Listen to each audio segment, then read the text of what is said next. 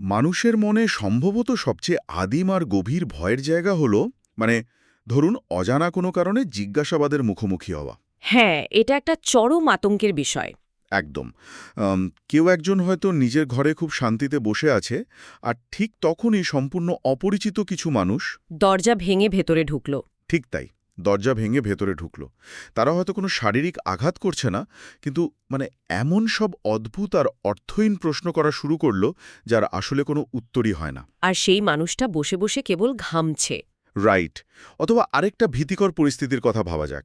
একটা বদ্ধ ঘরে কেউ একজন আপনার দিকে তাকিয়ে মানে ঘন্টার পর ঘন্টা সম্পূর্ণ চুপ করে বসে আছে। এই যে নীরবতা আর এই যে শব্দের আক্রমণ, এই দুটো জিনিস কতটা ভয়ঙ্কর হতে পারে সেটা নিয়ে ভাবলে রীতিমতো গা শিওরে ওঠে। আসলে নীরবতা যে এত তীক্ষ্ণ হতে পারে সেটা প্রিন্টারের কাজ না দেখলে বোঝা মুশকিল। আর আজকের এই বিস্তারিত পর্যালোচনায় কিন্তু আমরা ঠিক এমনই এক অস্বস্তিকর, ধোঁয়াশাপূর্ণ মানে বেশ চমকপ্রদ একটা জগতেই প্রবেশ করতে যাচ্ছি। আমাদের হাতে হ্যারোল্ড পিন্টারের সেই বিখ্যাত নাটক দ্য বার্থডে পার্টি, এর ওপর বেশ কিছু সোর্স মেটেরিয়াল রয়েছে। হ্যাঁ, এখানে নাটকের থিম্যাটিক বিশ্লেষণ থেকে শুরু করে বিভিন্ন দশকের সমালোচকদের রিভিউ, ঐতিহাসিক প্রেক্ষাপট সবই আছে। আর সেই সাথে ১৯৬৮ সালের যে চলচ্চিত্র রূপান্তর হয়েছিল সেটারও বিস্তারিত তথ্য আছে। আমাদের আজকের লক্ষ্যই হলো একটা অদ্ভুত রহস্যের জট খোলা। মানে ১৯৫৮ সালে যে নাটকটি আক্ষরিক অর্থেই চরমভাবে ব্যর্থ হয়েছিল, দর্শকরা যাকে প্রত্যাখ্যান করেছিল। সেটাই কিভাবে পরবর্তীকালে আধুনিক থিয়েটারের মাস্টারপিস হয়ে উঠল। হ্যাঁ, কিভাবে এটি মানব জীবনের অসারতা, ভাষাগত সহিংসতা, যাকে আমরা ভার্বাল ভায়োলেন্স বলি, এবং নৈশব্দের ক্ষমতাকে তুলে ধরেছে, সেই পুরো মেকানিজমটা আজ আমরা বোঝার চেষ্টা করব। থিয়েটারের ইতিহাসে আসলে এমন নাটক খুব কমই আছে যা মানুষের মনস্তত্ত্বকে এতটা নিখুঁতভাবে নাড়া দিতে পারে। একদম। ইন্টারের এই নাটকটি বলতে গেলে মানুষের যোগাযোগের অক্ষমতা আর একই সাথে ভাষার যে একটা ভয়ঙ্কর ক্ষমতা আছে তারই এক অদ্ভুত দলিল। সোর্সগুলো বিশ্লেষণ করলে আমরা দেখি এখানে খুব সাধারণ প্রাত্যহিক কথাবার্তা কিভাবে ধীরে ধীরে একটা ভয়ের আবহে পরিণত হয়। তো আলোচনার শুরুতেই যে বিষয়টা নিয়ে আমি একটু ধাঁধায় পড়েছি, তা হলো ওই কমেডি অফ মেনেস বা হুমকির হাস্যরস।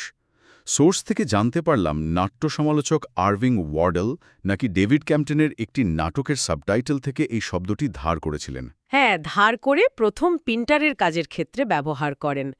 কিন্তু আমি যেটা বুঝতে পারছি না, মানে কমেডি বা হাস্যরস আর মেনেস বা হুমকি, এই দুটো তো পুরোপুরি বিপরীতমুখী জিনিস। এরা একসাথে কাজ করে কিভাবে? হাসির ভেতরে আবার হুমকি থাকে কি করে? এখানেই আসলে প্রিন্টারের আসল মুনশিয়ানা। কমেডির মূল কাজটা কি?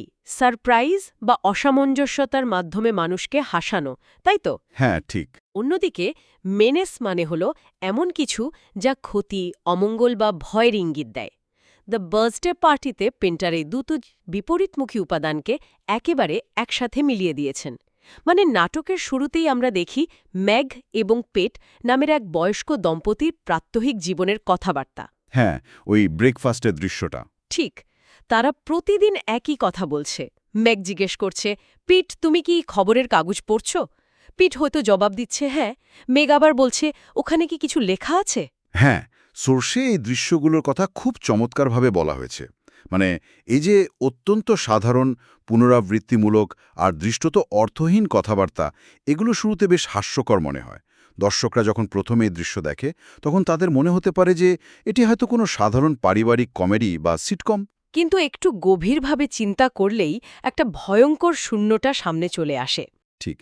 মেগ এবং পিটের ওই কথোপকথন আসলে দ্বিতীয় বিশ্বযুদ্ধ পরবর্তী মানুষের জীবনের চরম অসারতা বা ফিউটিলিটিকে তুলে ধরে। তাদের জীবনটা ওই অর্থহীন কথাবার্তার বাইরে যেন আর কিছুই নয়। আর মেগের সাথে স্ট্যানলির সম্পর্কটার কথা তো বলতেই হয়। হ্যাঁ, ওটা তো আর একটা অসামঞ্জস্যতার চরম উদাহরণ। মানে স্ট্যানলি ৩০ বছরের একজন প্রাপ্তবয়স্ক মানুষ, অথচ মেগ তাকে ডাকছে দ্যাট বয় বলে। তাকে ছোট বাচ্চার মতো ঘুম থেকে ওঠার জন্য রীতিমতো হুমকি দিয়ে ১, ২, ৩ গোনা হচ্ছে। ব্যাপারটা একই সাথে হাস্যকর, অস্বস্তিকর এবং মাতৃসুলভ। আবার সোর্স বলছে মেগের আচরণের মধ্যে কিছুটা ফ্লার্ট করার প্রবণতাও রয়েছে। হ্যাঁ, সেটাও বেশ অদ্ভুত। স্ট্যানলের প্রতি মেগের এই অসামঞ্জস্যপূর্ণ আচরণ থেকেই মূলত কমেডি বা হাস্যরস তৈরি হয়। কিন্তু এই হাসির আড়ালেও কিন্তু লুকিয়ে আছে চরিত্রগুলোর সামাজিক দক্ষতার অভাব এবং গভীর কোনো মনস্তাত্ত্বিক সমস্যা। মানে মেয়ে কেন একজন ৩০ বছরের যুবককে শিশুর মতো দেখছে? কারণ তার নিজের জীবনে কোনো সন্তান নেই। একদম। কোনো সন্তান নেই, জীবনে কোনো উত্তেজনা নেই। সে ওই একঘেয়ে বোরিও হাউসের ভেতরে নিজের জন্য একটা কল্পনার জগৎ তৈরি করে নিয়েছে। পেন্টার মূলত এই হাসির মোড়ক ব্যবহার করে দর্শকদের সেই জগতের সাথে পরিচয় করান, যা ধীরে ধীরে একটা ভয়ঙ্কর দমবন্ধ করা পরিবেশে পরিণত হবে। ব্যাপারটা আরও পরিষ্কার হচ্ছে এখন। এখানে যদি একটা বাস্তবধর্মী উপমা টানা যায়, মানে ধরুন কেউ টিভিতে একটা সিটকম দেখছে, ব্যাকগ্রাউন্ডে দর্শকদের হাসির শব্দ বাজছে, চরিত্ররা সাধারণ কথাবার্তা বলছে আর সবাই হাসছে। হ্যাঁ, খুবই সাধারণ দৃশ্য। কিন্তু হঠাৎ করে যদি সেই হাসির শব্দগুলো ধীরে ধীরে বিকৃত হয়ে আর্তনাদে পরিণত হয়, তখন কেমন লাগবে? উফ, খুব ভয়ঙ্কর একটা ব্যাপার হবে। ঠিক সেটাই যেন এই নাটকে ঘটছে। কিন্তু আমার একটা প্রশ্ন আছে, মানুষের কি সত্যি এই ধরনের অর্থহীন কথোপকথনের প্রয়োজন আছে? এই যে মেঘ আর পিটের স্মল টক, এটা কি আসলে বাইরের পৃথিবীর ভয়ঙ্কর বাস্তবতা থেকে বাঁচার জন্য তাদের নিজেদের তৈরি করা একটা মানসিক ঢাল? আপনি খুব চোপটন একটা পয়েন্ট ধরেছেন। এই মানসিক ঢাল বা ডিফেন্স মেকানিজমের ধারণাটি এই নাটকের একটা বড় অংশ। একটু বুঝিয়ে বলবেন বিষয়টা? নিশ্চয়ই। দ্বিতীয় বিশ্বযুদ্ধের পর ইউরোপের মানুষ কিন্তু এক চরম অস্তিত্বের সংকটে পড়েছিল। বাইরের পৃথিবীটা ছিল ধ্বংসস্তূপ, অমানবিক এবং নিষ্ঠুর। মানুষ তাই নিজেদের গুটিয়ে নিয়েছিল ছোট ছোট নিরাপদ আশ্রয়ে। ওই মেঘ আর পিটের বোর্ডিং হাউসের মতো? ঠিক তাই। পিন্টার দেখাতে চেয়েছেন যে মানুষ নিজেদের জীবনের নিষ্ক্রিয়তা এবং অসারতাকে ঢাকতে ভাষারই অর্থহীন ব্যবহার করে। যা কিছু আমরা বুঝি না বা বাইরের পৃথিবীর যে রূঢ় বাস্তবতা থেকে আমরা ভয় পাই, সেটাকে দূরে রাখতেই এই স্মল টকের আশ্রয় নেওয়া হয়। মানে যতক্ষণ মানুষ আবহাওয়া বা কর্নফ্লেক্স নিয়ে কথা বলছে, ততক্ষণ তাকে নিজের ভেতরের শূন্যতা নিয়ে ভাবতে হচ্ছে না। একদম। কিন্তু এই মানসিক ঢাল যখন ভেঙে যায়, তখনই তো আসল বিভীষিকা শুরু হয়, তাই না? আর ঠিক এই ঢাল ভেঙে যাওয়া দৃশ্যটাই আমরা দেখি নাটকের দ্বিতীয় পর্বে। গোল্ডবার্গ আর ম্যাকক্যানের প্রবেশের দৃশ্য।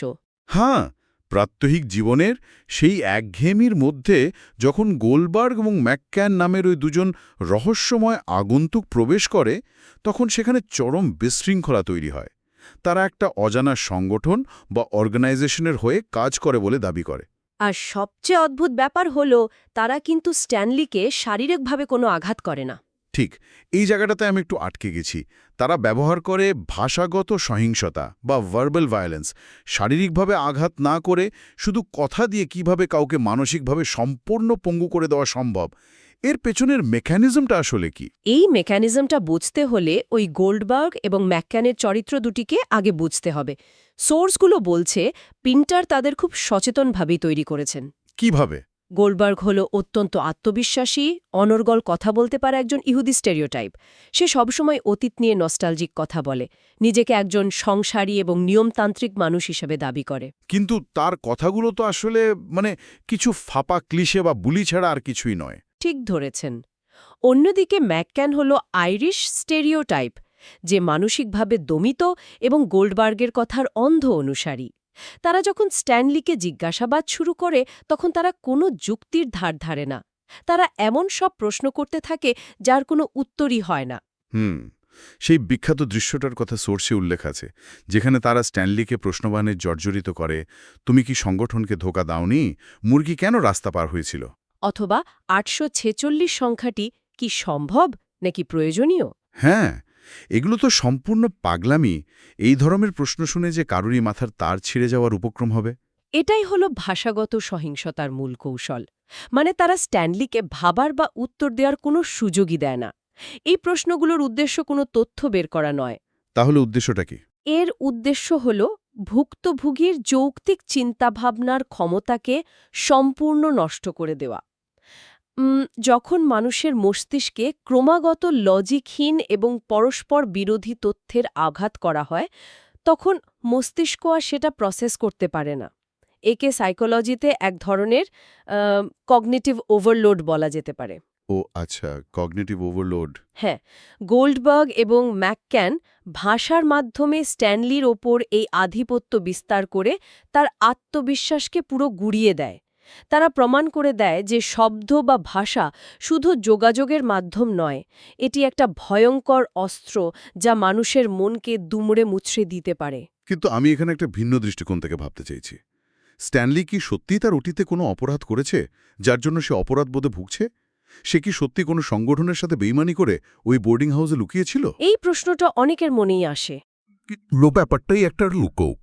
মানে এই গোল্ডবার্গ এবং ম্যাকেন বা তাদের সেই সংগঠন, এরা কি আসলে আমাদের সমাজেরই প্রতিচ্ছবি, যে সমাজ একজন স্বাধীন কিছুটা সমাজবিচ্ছিন্ন মানুষকে জোরপূর্বক তাদের নিজেদের নির্ধারিত ছাঁচে ফেলতে চায়? হ্যাঁ, এই অস্পষ্টতা বা অ্যাম্বিগুইটি হল পিন্টারের নাটকের সবচেয়ে শক্তিশালী দিকগুলোর একটি। স্ট্যানলির অতীত সম্পর্কে নিশ্চিতভাবে কিছুই জানা যায় না। সে কি আসলেই কোনো পিয়ানোবাদক ছিল, নাকি পুরোটাই তার কল্পনা, এর কোনো উত্তর নেই। মানে পুরোটাই ধোঁয়াশা। একদম। সোর্সগুলো বিশ্লেষণ করলে বোঝা যায় এই গোল্ডবার্গ এবং ম্যাকেন আসলে যে কোনো প্রাতিষ্ঠানিক শক্তির প্রতীক হতে পারে তারা ধর্ম, জাতীয়তাবাদ, কোনো রাজনৈতিক কাঠামো বা নিছকে সমাজের অন্ধ নিয়মের প্রতিনিধি। যারা আসলে একজন ব্যক্তি মানুষের স্বকীয়তাকে মেনে নিতে পারে না। ঠিক তাই। স্ট্যানলি সমাজের নিয়ম মেনে চলছে না, সে কোনো কাজ করে না, সে বিয়ে করেনি। এই বিষয়গুলোই যেন সেই সংগঠনের কাছে বড় অপরাধ। তাই তারা স্ট্যানলিকে মানসিকভাবে ধ্বংস করে তাদের নিজেদের ছাঁচে ফেলে দিতে চায়। সাংঘাতিক ব্যাপার। যদি ভাষা বা শব্দ একটা ভয়ঙ্কর অস্ত্র হতে পারে, তবে শব্দের অনুপস্থিতি বা নৈশব্দ যে আরও কত বেশি ভয়ঙ্কর হতে পারে, পিন্টার আমাদের ঠিক সেটাই দেখিয়েছেন। আর এখানেই চলে আসে তার সিগনেচার স্টাইল, পিন্টার পজ বা নৈশব্দের ব্যবহার। হ্যাঁ, দ্য পিন্টার পজ। থিয়েটারের ইতিহাসে এটা একটা যুগান্তকারী বিষয়। সাধারণত আমরা ভাবি মানুষ কথা বলছে না, মানে সেখানে কোনো যোগাযোগ হচ্ছে না, কিন্তু সোর্সগুলো তো বলছে অন্য কথা। সাধারণ নাটকে নীরবতা বলতে বোঝায় হয়তো চরিত্রটি তার সংলাপ ভুলে গেছে বা কোনো কাজের মাঝখানে একটু বিরতি নিচ্ছে। হ্যাঁ, একটা সাধারণ পজ আর কি। কিন্তু পিন্টারের নাটকের নীরবতা কোনো সাধারণ বিরতি নয়। এটি আসলে না বলা কথা, মানসিক চাপ এবং ক্ষমতার লড়াইয়ের একটা অত্যন্ত শক্তিশালী মাধ্যম। যখন চরিত্রগুলো কথা বলা থামিয়ে দেয়, তখন বুঝতে হবে যে সেখানে ভাষার চেয়েও শক্তিশালী কোনো অনুভূতির আদান-প্রদান হচ্ছে। হ্যাঁ, সোর্সগুলোতে এই নীরবতার চমৎকার বিশ্লেষণ আছে। যেমন পিন্টারের আরেক বিখ্যাত নাটক দ্য কেয়ারটেকারের কথা বলা হয়েছে। হ্যাঁ, ওই নাটকে অ্যাস্টন চরিত্রের মানসিক বিচ্ছিন্নতা বা আইসোলেশন ফুটিয়ে তোলা হয়েছে এই দীর্ঘ নীরবতার মাধ্যমেই। এই জায়গাটিতে সোর্সগুলোতে অন্যান্য বিখ্যাত নাট্যকারদের নীরবতার ব্যবহারের সাথে পিন্টারের কাজের একটা চমৎকার তুলনামূলক আলোচনা আছে। মানে আমি যতদূর বুঝতে পারছি, স্যামুয়েল বেকেট বা আন্তন চেকোভের নাটকেও তো প্রচুর নীরবতা থাকে। হ্যাঁ, থাকে তো বটেই।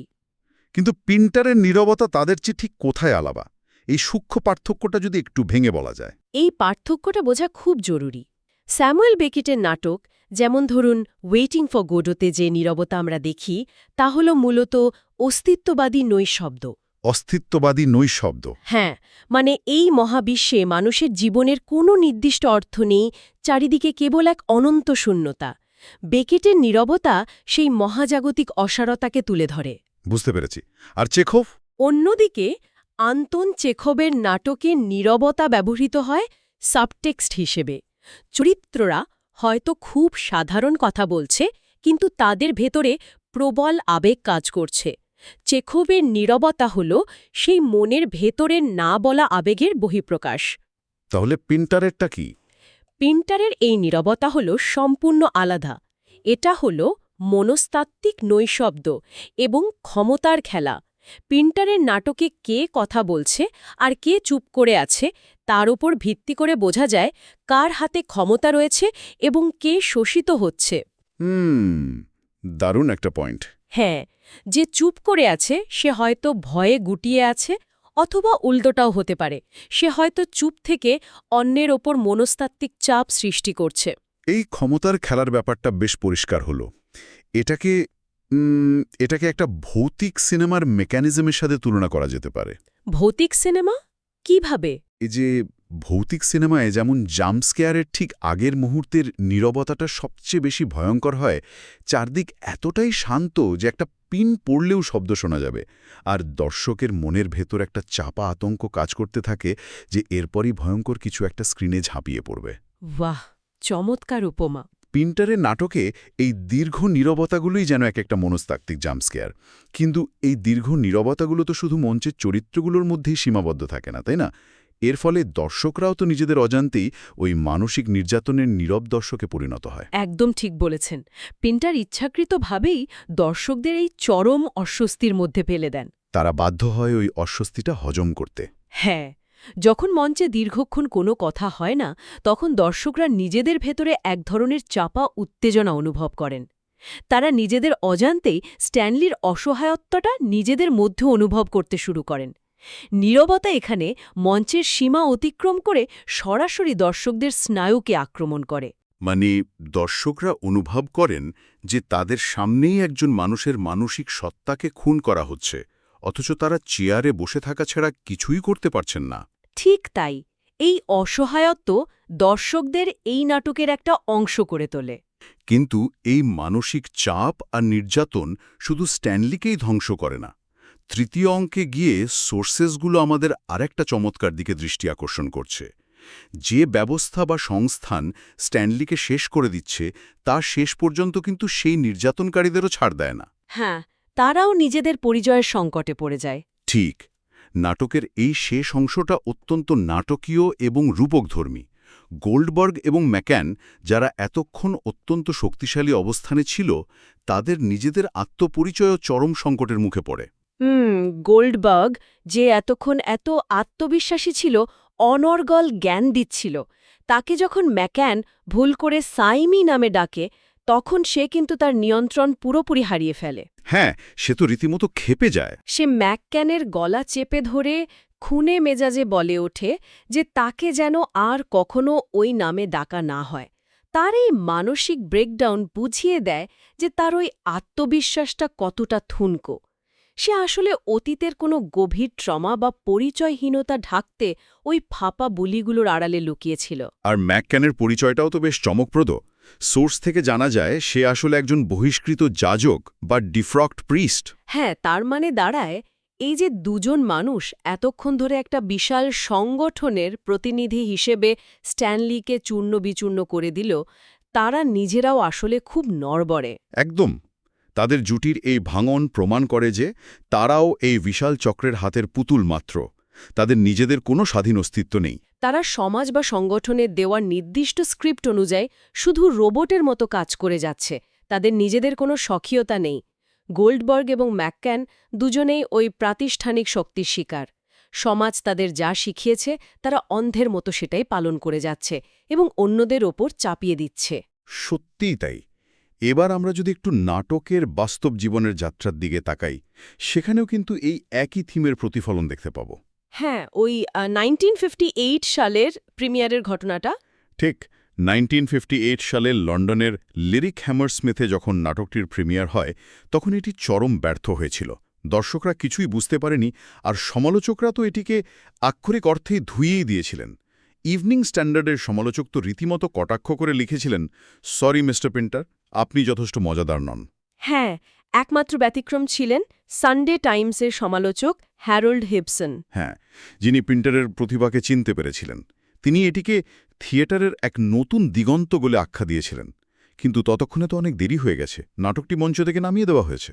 কিন্তু আশ্চর্যের বিষয় হল, ঠিক 2 বছর পর 1960 সালে যখন এটি টিভিতে প্রচারিত হয়, তখন প্রায় 11 মিলিয়ন বা 1,10,00,000 দর্শক এটি দেখে। ভাবা যায়, রাতারাতি এটি একটা বিশাল হিট প্রোডাকশনে পরিণত হয়। এখানে একটা অদ্ভুত বৈপরীত্য আছে। মানে 1958 সালে যে দর্শকরা এটি সম্পূর্ণ প্রত্যাখ্যান করল, 1960 সালে তারাই আবার এটি লুফে নিল কিভাবে? এই পরিবর্তনের পেছনে মূলত মাধ্যম এবং সময়ের একটা বড় ভূমিকা ছিল। প্রথম দর্শকরা হয়তো তখনও এ ধরনের অ্যাবসার্ড বা অস্পষ্ট ভাষার নাটকের জন্য প্রস্তুত ছিল না। তারা তো প্রথাগত গল্পে অভ্যস্ত ছিল। ঠিক, তারা অভ্যস্ত ছিল প্রথাগত গল্পে, যেখানে সবকিছুর একটা স্পষ্ট উপসংহার থাকে, চরিত্রদের অতীত জানা থাকে এবং শেষে একটা সমাধান পাওয়া যায়।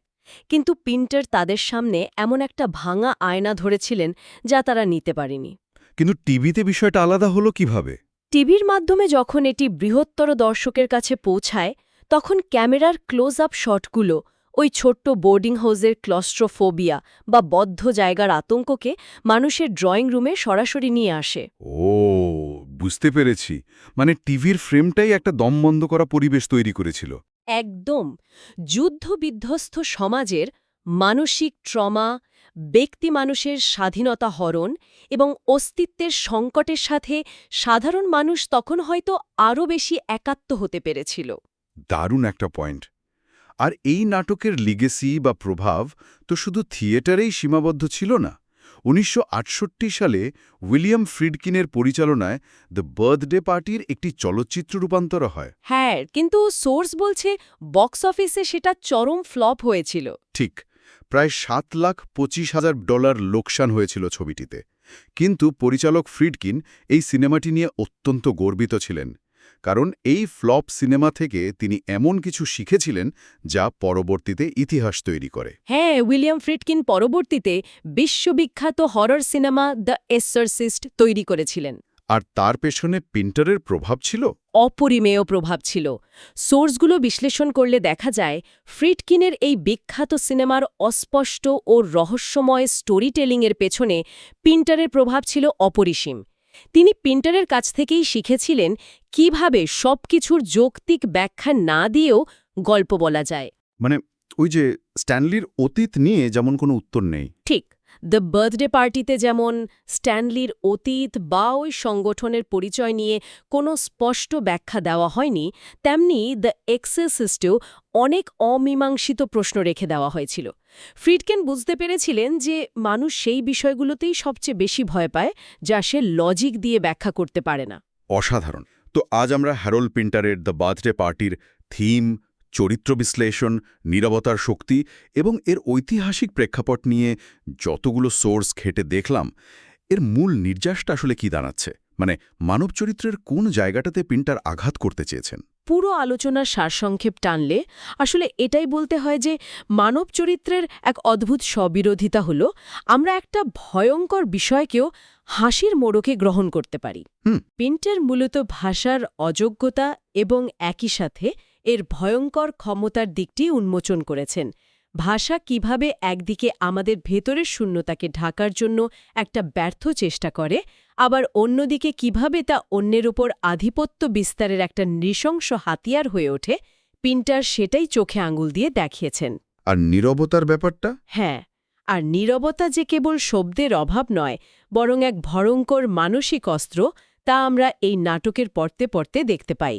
ভাষার এই দ্বিমুখী রূপ সত্যিই ভয়ঙ্কর। মানে একই ভাষা আমাদের বাঁচতে সাহায্য করে, আবার সেই ভাষাই পারে কাউকে মানসিকভাবে সম্পূর্ণ ধ্বংস করে দিতে।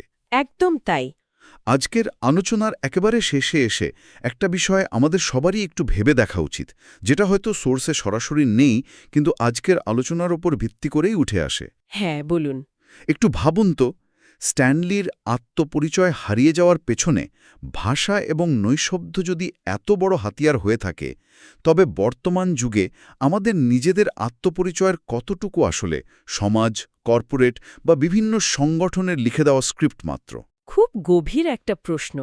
আমরা প্রতিদিন যে কথাগুলো বলি, যে সামাজিক নিয়মগুলো মেনে চলি, তার কতটা আমাদের নিজস্ব আর কতটা আমাদের উপর জোর করে চাপিয়ে দেওয়া?